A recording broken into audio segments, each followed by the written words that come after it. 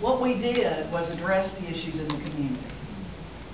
You know, I am more than just a lesbian. I believe in good government.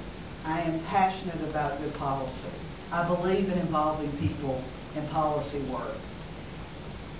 What we did is, because I knew I had so many obstacles to overcome, we spent a lot of time in the communities that would be the hardest for us to recruit voters in. This is in Kingston. We did a community picnic. We rode into this community. I had a guy who, cooked hamburgers and hot dogs. We had food for people. We had a DJ. I had another guy who brought us horse to give horse rides to the kids. And so we had hundreds of people who came to this picnic, not because they wanted to see Patricia Todd, but because they wanted a free meal or they wanted to ride on the horse and we also gave school supplies to the kids. So they came for that reason. But what happened when they got there was it wasn't a hard sell about voting for Patricia Todd. But what we wanted to demonstrate to them is we care. And I want to hear what your life is like.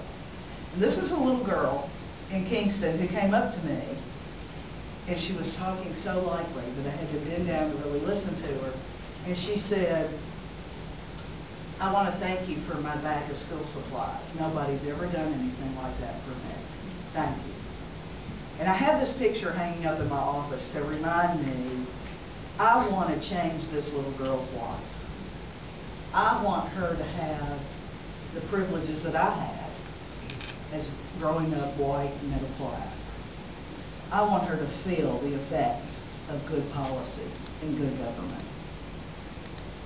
We listened. And politicians aren't always good about listening.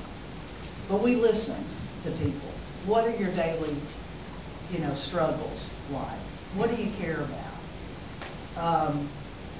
This became my sort of tipping point on poverty. Poverty is my primary focus in policy. It's something I feel passionate about. Poverty affects all of us. And it is to all of our advantage to work to move people out of poverty.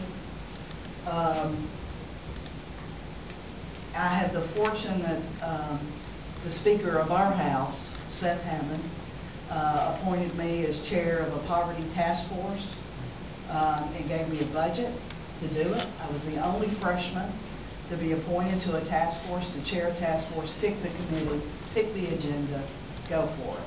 So I appreciate his confidence in my leadership to do that. A little bit about the campaign team we put together. We